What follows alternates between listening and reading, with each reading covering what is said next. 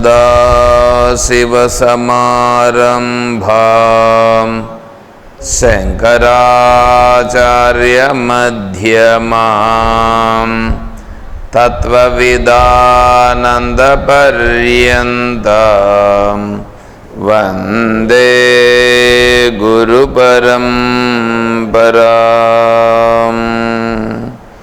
ॐ श्री गुरुभ्यो नमः।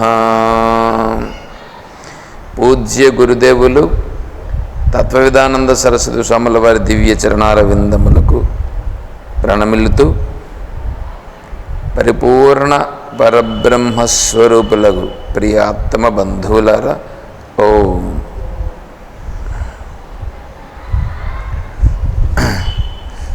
మనం స్తోత్రమంజరిలో విచారం చేసుకుంటున్నాం. 17వ పేజీ 21వ శ్లోకం. ఓం ప్రాతర్భజామి మనసో వచసామగమ్యం వాచో విభాంతి నిఖిలా యదనుగ్రహేణ యం నేతి నేతి వచనై నిగమా అవోచుః తం దేవదేవా మజమచ్యుతం ఆహురగ్ర్యాః.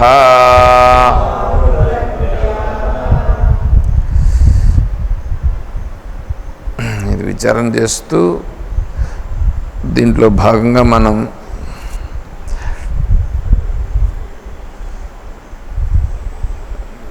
ఆత్మషట్కంలో కూడా ఒక శ్లోకం చెప్పుకుంటున్నాం.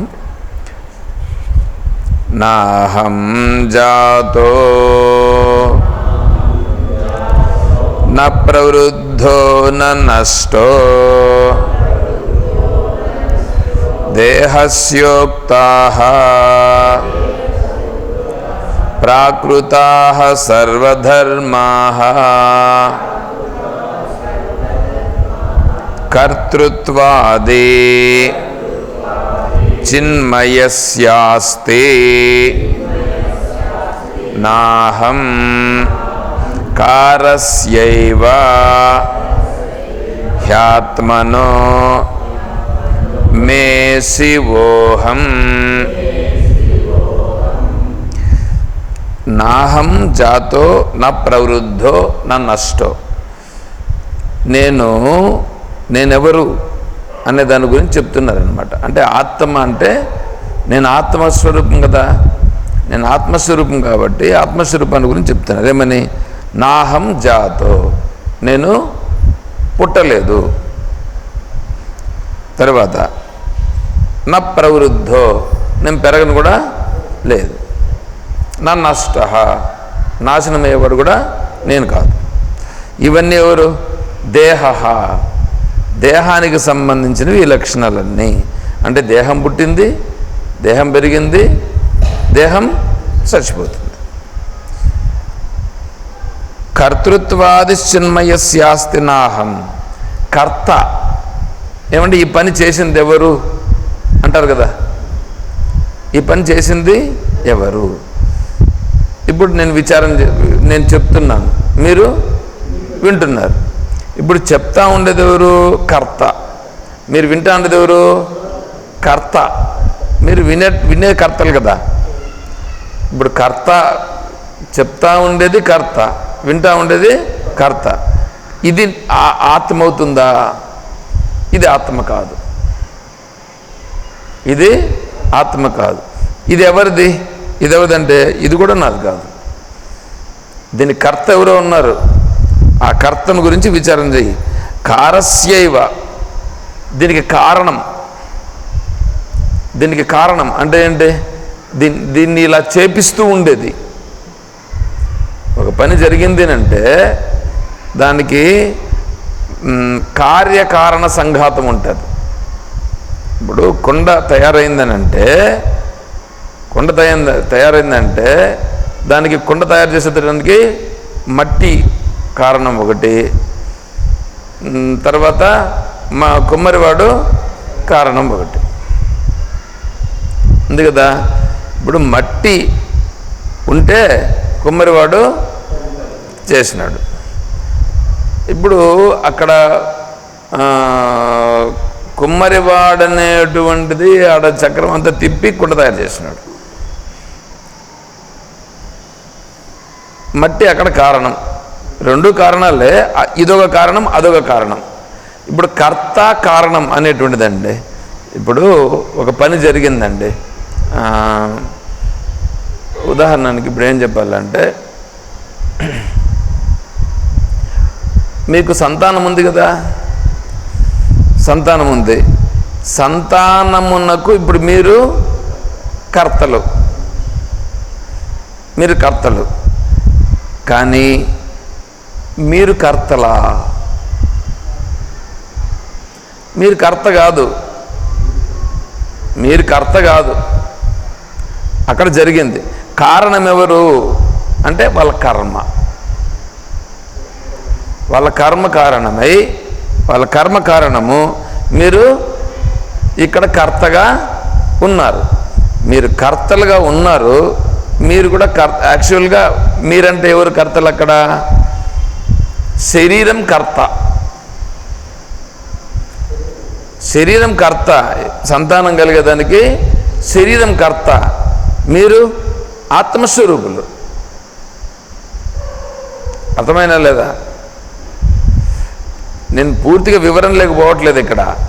దీంట్లోకి వివరణ ఏంటంటే నేను ఊరికే చెప్తున్నా. ఆత్మషట్కం అంటే ఏంటని ఊరికే చెప్తున్నా.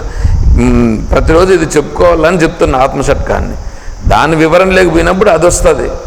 రోజు కొద్దిగా చెప్పుకుంటూ ఉంటే ఈ ఆత్మషట్కంలో నేను ఆత్మస్వరూపము అనేటువంటిది కలిగే దానికోసం మనం అక్కడ చెప్పుకుంటున్నాం, అంతేగాని దాని వివరణ కాదు ఇప్పుడు ఇక్కడ. ఊరికే సింపుల్గా చెప్పినాం. కాబట్టి కర్త నేను కాదు, కారణం కూడా నేను కాదు. సరే, ఇంక ఇప్పుడు ఆత్మను గురించి మనం ఇక్కడ చెప్తున్నాడు. ప్రాతర్భజామి మనసో వచసామగమ్యం వాచో విభాంతి నిఖిల యదనుగ్రహేణ యం నేతి నేతి వచనైర్నిగమా అవోచు తం దేవ దేవమచ్యుతం ఆహురగ్ర్యాః. యం నేతి నేతి వచనై అంటే వేదం ఏం చేసిందంటే ఇది కాదు అని చెప్పింది. ఆత్మ అంటే నువ్వు ఏదైతే ఆత్మ అనుకుంటున్నావో అది ఆత్మ కాదు నాయన అని చెప్పింది. ఇప్పుడు ఆత్మ అనేటువంటిది కంటికి కనిపించదా? పోనీ చేత్తో పట్టుకుంటే తెలిసేదా? కంటికి కనిపించదు, చేతికి దొరకదు. పోనీ చెవికి వినిపిస్తుందా? వినిపించదు. పోనీ ముక్కుకు వాసనగా తెలుస్తుందా? అది తెలీదు. పోనీ నాలుగుతో రుచి చూస్తే తెలుస్తుందా? ఇప్పుడు ఏమి రుచిరా అని నీ నామెంతో రుచిరా, ఎంతో రుచిరా. ఏది? నామరుచి. అంటే ఇప్పుడు నాలుగుతో రుచి చూసి కదా చెప్తున్నాడు. నాలుగుతో రుచి చూసినాడా? నాలుగుతో రుచి చూసేదని కాదు, అది మనస్సుతో లయించిపోయి అట్లా పొందుతున్నటువంటి భావన అన్నమాట అది. అందుకని అట్లా చెప్పినాడు. ఒకటి. రెండవది, రామనామాన్ని చెప్పుకుంటున్నాడు. ఆ భక్తుడు చెప్పినటువంటి మాట అది, అంతేగాని నాలుగుతో రుచి చూసి చెప్పిన మాట కాదు. సరే, మనస్సుతో ఏమైనా తెలుసుకుంటే వీలవుతుందా? ఆత్మస్వరూపాన్ని మనస్సుతో తెలుసుకునేదానికి వీలు కాదు. ఇప్పుడు మైక్రోస్కోప్ ఉంది, కంటికి కనిపించిన దానిని మైక్రోస్కోప్లో చూసి తెలుసుకుంటున్నారు. మరి ఆత్మ అసలు ఉందా లేదా అంటే ఆత్మ ఉంది. ఆత్మ ఉంటే దాన్ని ఎట్లా ఫలానాది ఆత్మ అని మనం నిర్ణయానికి రావాలి కదా. ఫలానాది నిర్ణయానికని మనం నిర్ణయానికి వస్తే అప్పుడు దాంట్లో మనం అర్థమవుతుంది కదండి. అర్థమవుతుంది, అర్థం కావట్లేదా? మనస్సు చేత మనం ఆత్మను తెలుసుకోలేము. అయితే మనసుతో ఆత్మ తెలుసుకోలేము. ఆత్మ ఉంది, మరి మరి ఎట్లా దాన్ని తెలుసుకునేది అంటే దాన్ని చెప్తున్నాడు ఇప్పుడు ఇక్కడ. మీకు కన్నులు ఉన్నాయా? ఉన్నాయా? మీ కన్నులను అద్దంలో చూడకుండా మీ కన్నులను మీరు చూసుకున్నారా? ఏమండి ఇప్పుడే కదండి మీరు చెప్పారు. ఏమని చెప్పినారు? కన్నులు ఉన్నాయా అని అడిగినా. ఉండాయి అని అన్నారు. మీరు ఉండాయి అని అన్నారు. ఓకే, బాగానే ఉంది, సంతోషము. ఉండాయి అని అంటే మరి దానిని మీరు ఎప్పుడు చూసుకున్నారు? ఎట్లా చూసుకున్నారు? ఉండాయని ఎట్లా చెప్తారు?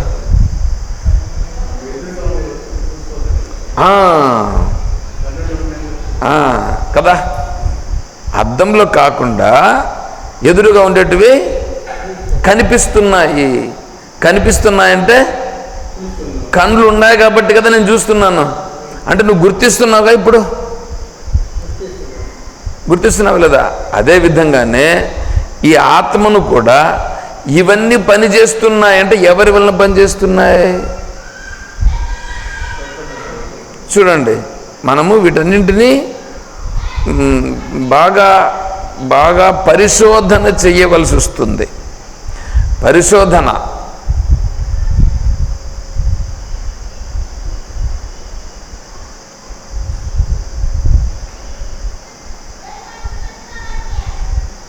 పరిశోధన చేయాల. పరిశోధన చేయలేదని అనుకోండి, అది తెలియదు. ఇప్పుడు సూక్ష్మమైన విషయాన్ని మనం ఏం చేయాలి? సూక్ష్మమైన విషయం అది తెలుస్తుందా? సూక్ష్మమైన విషయం తెలియదు. దాన్ని లోతుగా విచారణ చేసుకొని ఇది అని మనం గుర్తించాలి. కన్నులను గుర్తించాం కదా ఇప్పుడు. సరే, ఇప్పుడు ఎండ, పగులు పూట ఎండ ఉంది అని మీరు ఎట్లా చెప్తారు? వేడి ఉంది, ఎండ ఉంది అని చెప్తారు. అదే మీరు ఫ్లైట్లో పైన పోతున్నారు, ఆడ ఎండ ఉందని మీరు ఎట్లా చెప్తారు? ఆడ ఎండ ఉందా లేదా? ఉందా? ఎట్లా చెప్తారు?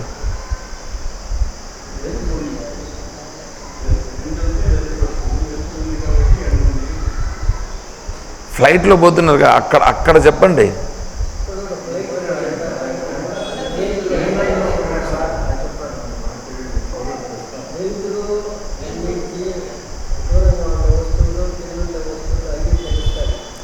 నువ్వు ఫ్లైట్లో పైన పోతా అంటే కింద ఉండేవి ఎక్కడ కనిపిస్తాయి? ఎక్కడ కనిపిస్తాయి? కిటికీలు ఉంటే కొంత ఎత్తు వరకు కనిపిస్తాయి. కొంత ఎత్తు వరకు కనిపిస్తుంది. బాగా పైకి వెళ్ళిపోయిన తర్వాత నీకు కనిపించదు. అప్పుడు నేను అడుగుతున్నా, అప్పుడు నీకు వెలుతురుందని నీకు ఎట్లా తెలుసు?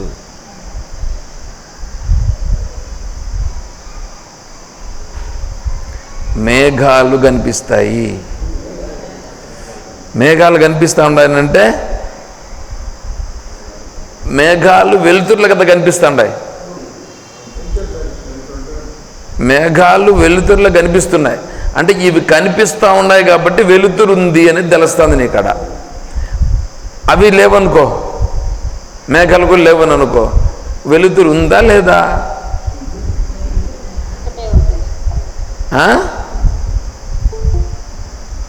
ఏముంటుంది?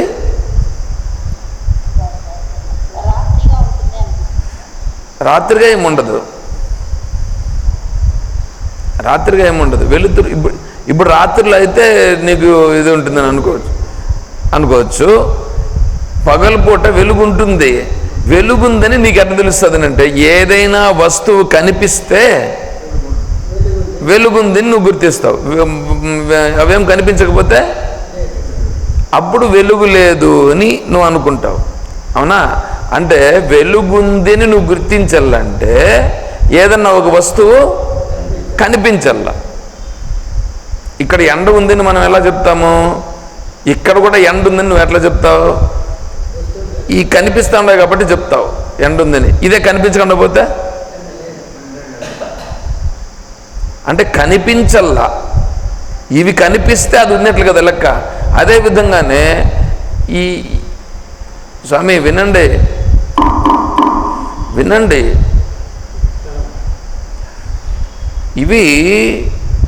ఇవన్నీ తెలియబడుతున్నాయిగా. కంటి చేత తెలియబడుతూ ఉంటే, కంటి చేత చూస్తున్నాం, తెలుస్తున్నాయి. కంటి చేత చూస్తూ తెలుస్తూ ఉంటే కన్ను మూసుకున్నా కూడా తెలుస్తుందిగా.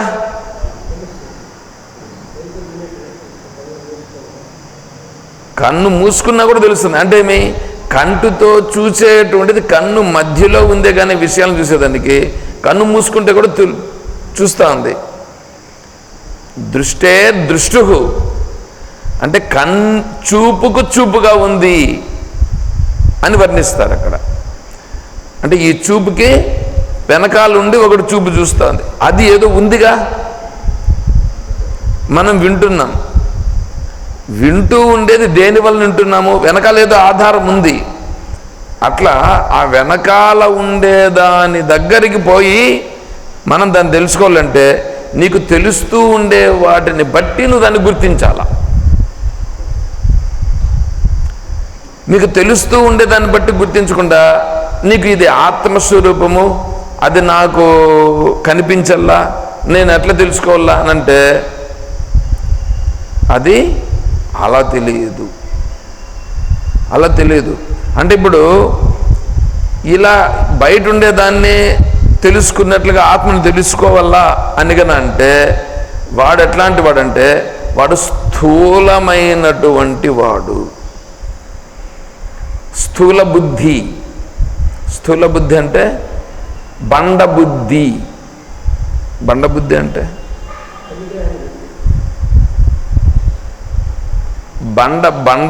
బండబుద్ధిని అంటే పని చేస్తాడు, బాగా పని చేస్తాడు. ఇప్పుడు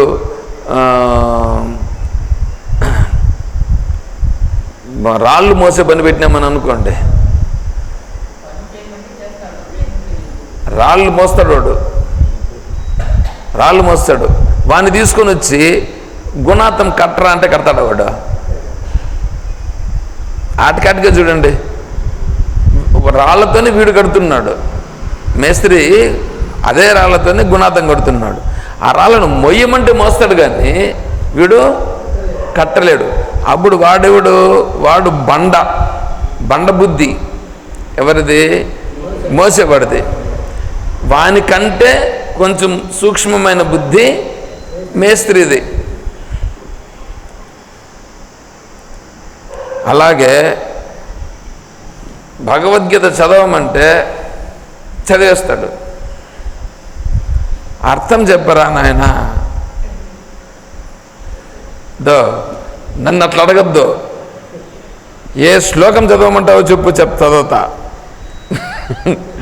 ఏ శ్లోకం చదవమంటే చెప్పు, అది చదువుతా. అర్థం చెప్తాం, నన్ను అడగద్దు. అది కావాలంటే పోయి స్వామీజీని అడుక్కోపో అంటే ఇప్పుడేంటి? ఇక్కడ బండబుద్ధి. తెలిసి చెప్పేటువంటి వాడు కొద్దిగా సూక్ష్మ బుద్ధి, దీనికంటే సూక్ష్మ బుద్ధి. అవునా? సరే, ఒకడు చెప్తాడు, చెప్పేస్తాడు ఆత్మ ఇట్లా అని. అనుభవం ఉందా? లేదు. ఇప్పుడు చెప్పేవాడు బండబుద్ధి, అనుభవంలో ఉండేవాడు సూక్ష్మ బుద్ధి. చూసారా? అంటే సూక్ష్మ బుద్ధి అయ్యేటప్పటికి ఏమవుతుంది, అది చాలా బుద్ధి సూక్ష్మంగా అయిపోతుంది. బుద్ధి సూక్ష్మం అంటే ఏమంటే, ఇప్పుడు భూమి ఆకాశం, దీంట్లో స్థూలమేది సూక్ష్మమేది?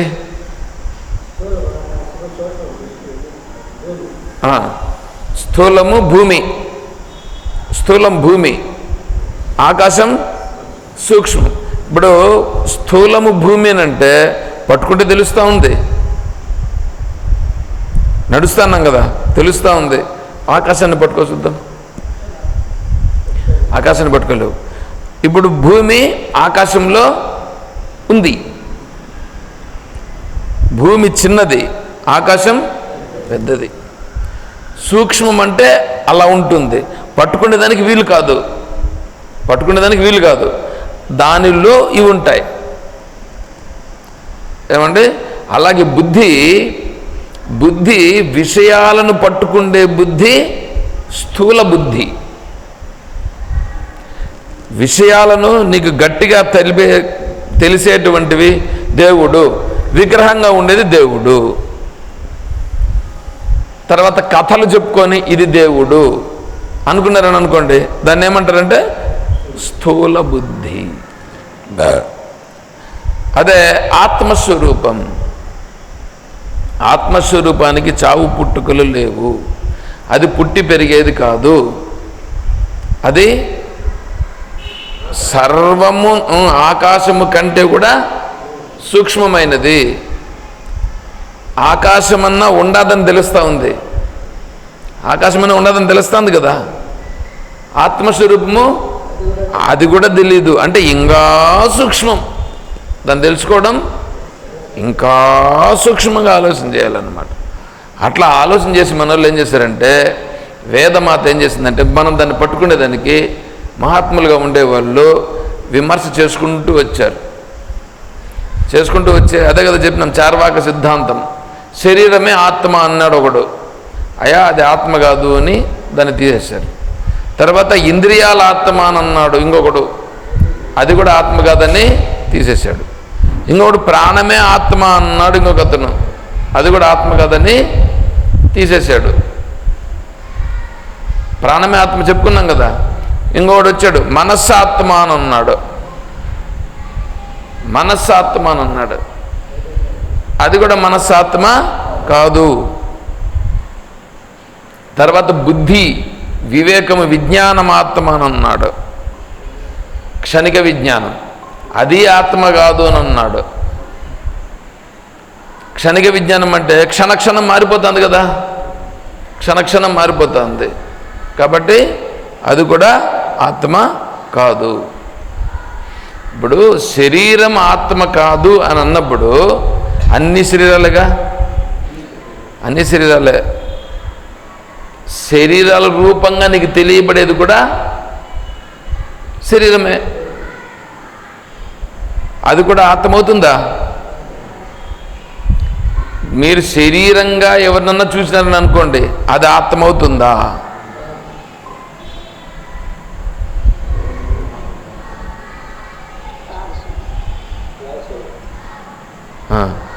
ఇప్పుడు నేను ఈ మాటను దేనికి అప్లై చేయాలో తెలుసా మీరు? అంటే నేను దాన్ని చెప్పినాను, దాన్ని దేనికి అప్లై చేస్తే, నేను ఒక మాట చెప్పకుండా చెప్పినాను, అది ఎందుకు చెప్పగలరా? శరీరమును పూజిస్తున్నారా లేదా?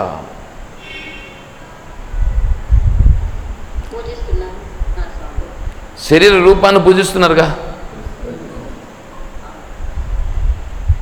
అప్పుడు శరీరం ఆత్మ కాదని మీరే చెప్తున్నారు.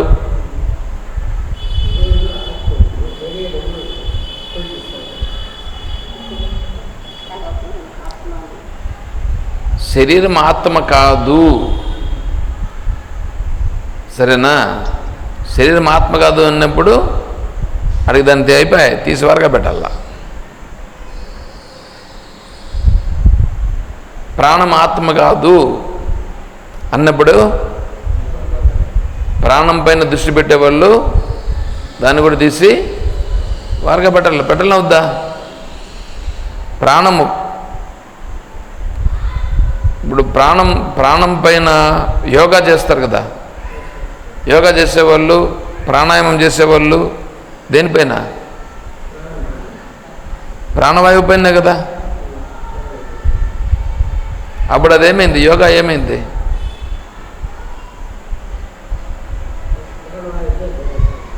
ఇప్పుడు ప్రాణం ఆత్మ కాదు అని అన్నాము, అప్పుడు అదేమైంది? అది ఆత్మ అవుతుంది, ఆత్మస్వరూపానికి తీసుకుపోతుందా? కాదు. ఇప్పుడు మన బుద్ధిలో ఏం కావాలా? ప్రాణం ఆత్మ కాదు, నిర్ణయానికి వచ్చినాము. ఇప్పుడు యోగా వలన నువ్వు ఆత్మస్వరూపాన్ని తెలుసుకోగలనా? తెలుసుకోలేము అని నిర్ణయానికి రావాలన్నా వద్దా? నేను ఇక్కడ చెప్తాండేది ఏదంటే, అందుకే దీన్ని యోగాతో తెలుసుకోలేము అని దాన్ని ఏం చేయాలా? తీసి వరగబెట్టాలా. ఇంకొంతమంది తపస్సు చేస్తారు. తపస్సు దేంతో చేస్తున్నారు? మనసుతో కదా. మనసుతోనే కదా. పోయి అడవుల్లోనో లేదా గుహలోనో ఎక్కడ పోయి కూర్చున్నారు కదా, కూర్చొని లేదా ఒంటికాల మీద నిలబడో ఏదో చేశారు కదా. అప్పుడు మనస్సును నియమించినారు లేదా? వాళ్ళు మనసును నియమించి కదా చేసినారు. అప్పుడు మనస్సు ఆత్మ అవుతుందా? అప్పుడు మనస్సు చేత ఆత్మను, అక్కడ మనస్సు ఆత్మ అయితే వీడు తపస్సు చేసి దాన్ని పొందొచ్చు. అప్పుడు తపస్సు చేసి పొందేదానికి అవుతుందా? దాన్ని ఉపాసన అని అంటారు. ఉపాసన చేత ఆత్మను పొందడానికి వీలు కాదు. మీరు గ్రహించలేరని నేనే చెప్తా ఉండా.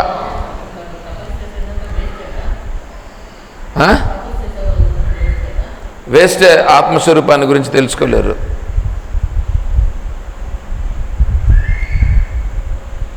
అయితే తపస్సు పనికిరాదా? ఎందుకు చేస్తున్నావు తపస్సు? నువ్వు ఎందుకు తపస్సు చేస్తున్నావు అది చెప్పు. ఏదో ఒక సిద్ధిని పొందడానికి చేస్తున్నావు, కానీ ఆత్మస్వరూపానికి కాదు కదా. ఆత్మస్వరూపాన్ని తెలుసుకోవాలని కూడా నువ్వు తపస్సు చేయొచ్చు. ఎట్లా? అది ఎట్లా చేయడం? మనశుద్ధి కొరకు నేను తపస్సు చేస్తున్నాను, మనశుద్ధి కొరకు తపస్సు చేస్తున్నాను, అది చెయ్యి అంటే. ఇప్పుడు తపస్సు చేస్తున్న దేనికి? మనశుద్ధి కొరకు. మనశుద్ధి కొరకు తపస్సు చేస్తే అది నీకు ఆత్మస్వరూపానికి దారితీస్తుంది. అలా కాకుండా వేరే దానికి దారితీస్తే, వేరే కోరికల కొరకు తపస్సు చేస్తే అది ఆత్మస్వరూపాన్ని తెలుసుకోలేదు. అర్థమవుతుందా? తర్వాత బుద్ధి చేత వివేకం. వీళ్ళు ఏం చేస్తారంటే మొత్తం లైబ్రరీలో ఉండే బుక్కులన్నీ చదువుతారు, లోకంలో ఉండే విషయాలన్నీ చెప్తారు. ఎంత బుద్ధి ఉండాలా? ఇప్పుడు ఇది చదివితే ఏమన్నా ఆత్మతత్వం తెలుస్తుందా? చెప్తే ఏమన్నా ఆత్మతత్వం తెలుస్తుందా? అప్పుడు లోకంలో ఉండే వాళ్ళందరూ అదే కదా. ఇప్పుడు పాకిస్తాన్కు భారత్కు యుద్ధం జరుగుతుంది, ఏమేమి జరుగుతుంది అనే విషయం వీడేం చేస్తాడు? ఇక్కడ నుంచి టెక్నాలజీతో చూసి వీడు చెప్తాడు. ఇప్పుడు వీడు బుద్ధిని ఉపయోగించి చెప్తున్నాడా లేదా? అది ఆత్మ అవుతుందా? అది ఆత్మ కాదు. కానీ ఓహో ఇది ఇట్లా జరుగుతూ ఉంది అనేది తెలుస్తుంది వాడికి. అంతేగాని ఆత్మస్వరూపం వాడికి దీని వలన తెలియదు. అవునా? బుద్ధి తర్వాత ఇంకా యోగం ఇక్కడ చెప్పినాడు. ఇక్కడ యోగాచార బుద్ధులు అనేటువంటిది వస్తుంది.